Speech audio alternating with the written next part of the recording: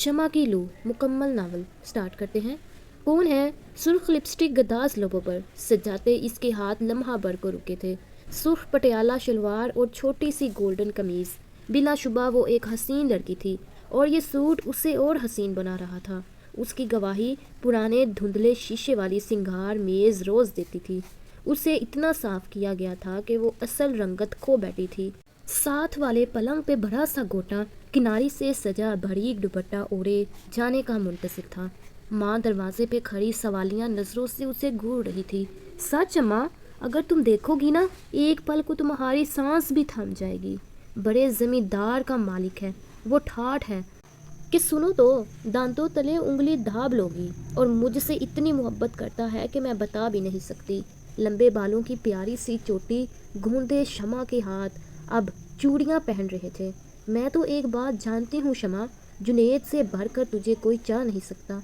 इसकी आंखों में जवान भूरी आंखों ने देखा है वो तुझ ना तजर्बाकार कल की लड़की को क्या पता। अम्मा की आंखें अब गुस्से की बजाय किसी और जहान में पहुंची लगती थी और वो किसी और दुनिया की बात करती थी। और सुन, उसे मेरे पास ले आ, आगे जो तेरा फैसला, और अब ये मिलना मलाना ख़त्म करके सीधा यहाँ बुला। अम्मा तुम कितनी प्यारी हो, बल्कि अम्मा तो लगती ही नहीं हो, मेरी बड़ी बहन लगती हो तुम। शमा ने जल्दी से उनके गले में बाहें डाल दी थी। मुझे शम्मा से मोहब्बत है और मैं शादी करना चाहता हूँ शमा से। मैं उसे बाइज्जत तरीके से अपनी इज्जत बनाऊंगा खाला जी। बाहर खिड़की नैंड क्रॉस चमचमाते जूते पहने वो बड़ा पुरएतमाद लग रहा था। यूनानी देवताओं से भी ऊंची चीज़, घनी मूछों वाला भरपूर मर्द। और अगर ये शम्मा का नसीब है तो अल्लाह का शुक्र है। इसके मजबूत बाजुओं में तो कोई भी लड़की खुद को महफूज ही समझेगी। महरूनिसा ने सारी ज़िंदगी ऐसे ही ख्वाब देखे थे, मगर खुद इसका शोहर शमा का बाप नशे की लत में सब भूल भाल अल्लाह जाने कहाँ चला गया था। कांटों पे घसीटना क्या होता है महरूनिसा को बखूबी इल्म था। इसी दरवाजे से मनीर अली कहीं खो गया था तो दूसरा साहिबान भी इसी रास्ते आया था। शायद नसीब इसी को कहते हैं। ज़िंदगी आसान नहीं थी, अब शायद आसान हो जाती। शमा बेटी, चाय बिस्किट और साथ गरम समोसे भी ले आओ। शर्माई शर्माई शमा एक एक शय जो उसी के एजाज में आई थी उसे देखने में मगन थी। अंदर दोनों पलंगों पे मिठाई के बड़े टोकरे और कीमती कपड़ों का अनबार पड़ा था। एक एक सूट पे ऐसा ऐसा काम हुआ था कि ख्वाब में ही सोचा जा सकता था। और गोल्ड के 2 भारी सेट तोहफे के नाम पे शमा की आंखें खैरा थी तो अम्मा की आंखें सोच में पड़ गईं। ये सब वो अकेला ही यहाँ छोड़ गया था। ये सारी शॉपिंग वसी चौधरी ने खुद की थी। वो ऐसे लोगों में जाएगी, सोने की अंगूठियाँ पहनेगी, कपड़े लते की कमी ना होगी, हर शय की रेल पेल। ये सब तो बिल्कुल ख्वाबों जैसा लग रहा था। ऐसा खुशनुमा ख्वाब के आँख खोलने को भी जी नहीं चाहता था। माँ भी खुश थी मगर वो कुछ सोच भी रही थी। शमा बेशक चांद का रोशन टुकड़ा थी, मगर थी तो टुकड़ा ही ना। इन पूरिये चांद जैसे लोगों में शमा की गुंजाइश आखिर निकल क्यों रही थी? बुशरा इसकी गहरी सहेली थी। वो लोग अमीर बनने का बड़ा शौक रखते थे, गुंजाइश निकाल कर कोई ना कोई तकरीब सजाते रहने की कोशिश में मसरूफ़ रहते। बुशरा का भाई एजाज, जिसे बड़ी लंबी लंबी अपने कद से भी बड़ी छोड़ने की आदत थी, वसी इसी का जानने वाला था। सालगिरह की तकरीब में गरीबी भी कहीं ना कहीं आँख में चोली खेलने में मसरूफ़ थी। बुशरा के सख्त इसरार पर शमा जो हमा वक्त सिलाई कढ़ाई के काम में मसरूफ़ रहा करती थी, माँ से इजाज़त लेकर सालगिरह में शिरकत के लिए गई थी। वहीं जहाँ केक के टुकड़े के गिर्द बहुत सारा मुस्कुरा कर खुद को अमीर जाहिर करने की जतन हो रहे थे, अपनी चादर को खींच तान कर फाड़ा जा रहा था। ऐसी तकरीब में शामिल होने का शमा को भी शौक था।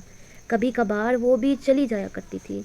नवारी पलंग पर लेटी माँ की पुरसोच निगाहें पता नहीं छत की कड़ियों में क्या ढूंढती रहती थी। फिर जब शमा को वसी चौधरी की नज़रों से मोहब्बत के बड़े ज़ोर आवर पैगाम वसूल होने लगे और एक आध मिलना मलाना भी हो गया, महंगे होटल के पर्दों के पीछे वो इस बाअसर आदमी के साथ चाय खाना भी खा कर आई तो खुद को भी इसी की तरह मोतबर और ताकतवर समझने लगी थी। इन 20 सालों में इसने कभी कोई ख्वाब नहीं देखा था। माँ कहती थी कि जुनैद उसे 2 वक्त की रोटी तो दे ही सकता है, مگر اس کی گھنٹی والی سائیکل دیکھ کر شمع کو نہیں لگتا تھا کہ وہ کبھی ترقی کر سکے گا۔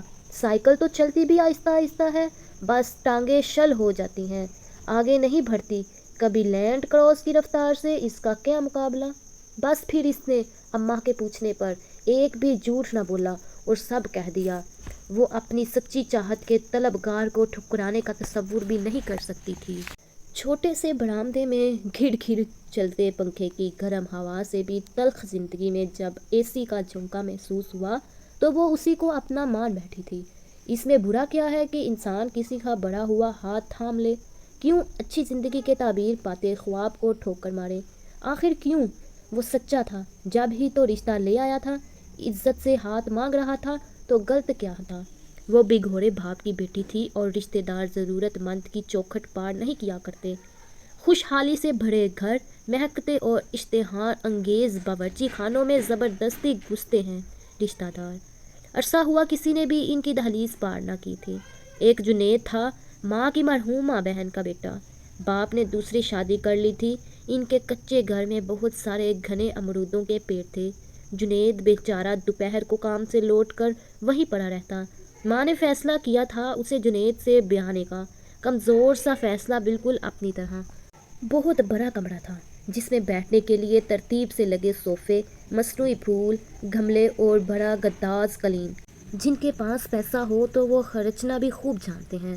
ہر شے نکھری ستھری تھی۔ ایک دم سے شمع کو اپنا وجود بے قیمت سا لگا تھا۔ اس کے سفید پیروں کے لیے کون سی جگہ مناسب ہوگی؟ کمرے کے وسط میں پچھا ایک اور چھوٹا سا مغرور قالین اسے اس کی حیثیت بتا رہا تھا۔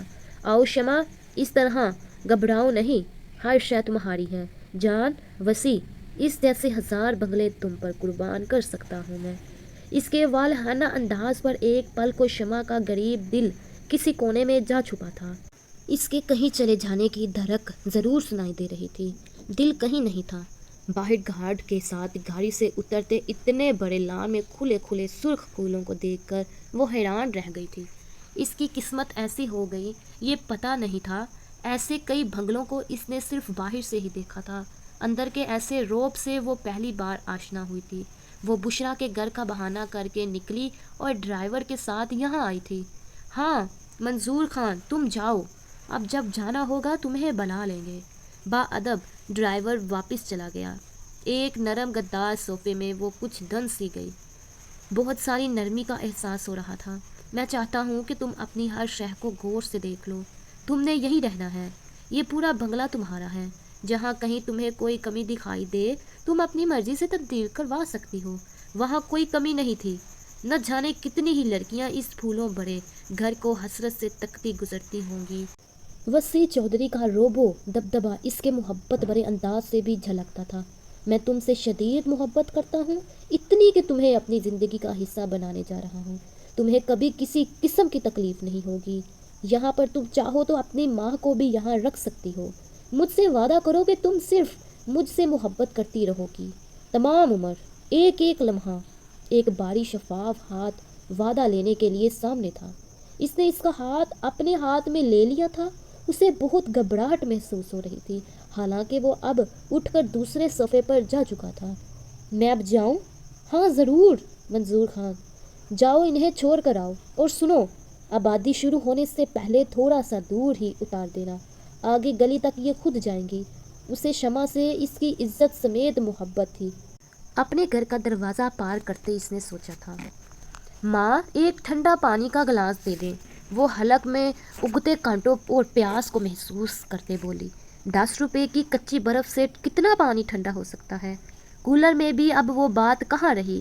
10 سال ہو گئے۔ وہ ٹھنڈی آہ بھر کر بولی، لے ایسا ہی ہے، بس ذرا سا ٹھنڈا۔ اب تھوڑا آرام کر لوں۔ ایک تو یہ بشرا بھی نہ بندے کو تھکا مارتی ہے۔ بہت تھک جائے گی شمع، تو بہت ٹوٹ جائے گی۔ محبت کا کوئی تجربہ تو کبھی نہیں رہا تھا۔ انہیں ایک فیصلہ وہ بھی کیے بیٹھی تھی۔ دونوں ایک عالی شان حویلی کے پختہ گیٹ کے سامنے کھڑی تھی۔ ارد گرد لہراتی فصلیں، بڑے بڑے درخت، باغات، ڈیرا۔ یہ وسیع چودھری کا ہی ڈیرا تھا۔ ساتھ حویلی، نوکروں کی فوج ادھر اور ادھر پھر رہی تھی۔ ارے اماں، تم کہاں؟ کوئی پھرتیلا نوکر بھاگ کر ان تک آیا تھا۔ وہ چھوٹے صاحب کی گھر والی سے ملنا ہے۔ اچھا یہاں رکو، میں پوچھ کے آتا ہوں۔ وہ دوڑ کر اندر چلا گیا تھا۔ طویل چمکتی راہداری میں پتہ نہیں وہ کس طرف مڑ گیا تھا۔ ٹھنڈے شربت کے 2 گلاس پینے کے بعد ماں نے سامنے بیٹھی پکی عمر کی عورت کی طرف دیکھا تھا۔ یہ تمہاری لڑکی ہے؟ اس نے پوچھا۔ جی، ماں نے بتایا۔ تمہارا شوہر؟ ماں کے منہ سے ابھی پہلا لفظ نکلا تھا۔ کرتے ہیں نا، ہمارے میں سب کرتے ہیں۔ یہ چھوڑیوں کے سارے شوقین ہیں۔ ناچنے والی ملی تو ڈھیرے میں کئی دن کا قیام کرواتے ہیں۔ خوب شغل میلہ رہتا ہے۔ دل لگانے کے 100 بہانے، اور جو ناچنے والی نہ ہو نکاح کر کے دل بہلا لیتے ہیں۔ اور میرا سر کا سائیں، اس کا عشق تو مہینہ بھی نہیں چلتا کبھی۔ 5 بیٹے ہیں میرے، کوئی فکر نہیں ہے اس کی مجھے، پیار ہے مجھے اس سے۔ وہ شمع کی طرف دیکھ رہی تھی۔ ایسی مردہ جذبات کی عورت اس نے پہلی بار دیکھی تھی، نہ بھڑکے نہ بجھے، ٹھنڈی آگ کی طرح۔ اس کا اعتبار مت کرنا، نیرا تماشا ہے یہ، کہہ رہا تھا۔ ایک لڑکی ہاتھ لگی ہے اس کے، بڑی سونی ہے، شمع ہے نا تو؟ ہاں وہی ہوگی، 200 میریے سے بیاہ ہوا تھا میرا، یہ اناج شوہر ہے میرا اور ساتھی بھی، تو کس کے سہارے جیے گی؟ اس سے زیادہ ماں اور شمع سے سنا نہیں گیا۔ دونوں اٹھ کر چل دی۔ وہ اٹھ کر اپنے کمرے میں چلی گئی تھی۔ یہ جو ڈرائیور ہے نا، اسی سے پوچھا تھا میں نے، اس نے اپنی جان خطرے میں ڈال کر بتایا تھا مجھے۔ میں جانتی تھی کہ تمہیں میری بات کا یقین نہیں آئے گا، اب سب دیکھ اور سن کر خود فیصلہ کر لو۔ اماں وہ اس کا سامان منظور ڈرائیور کو سب واپس کر دیا تھا۔ ہمارے لیے اللہ نے ایسے سکھ نہیں لکھے نا، تو آگے اس کی میں بہتے ہمارے جیسے ہی ہوں گے، اور یقیناً ہم ماں بیٹی بھی۔ شمع دھڑکتے دل سے اپنا سامان 2 تھیلیوں میں ڈال رہی تھی۔ وہ اور جنید نکاح کے بعد لاہور جا رہے تھے۔ رات کی اس تاریکی میں جنید کا ہاتھ تھامے وہ اپنے خواب کو بھی کسی گندی نالی میں پھینک آئی تھی۔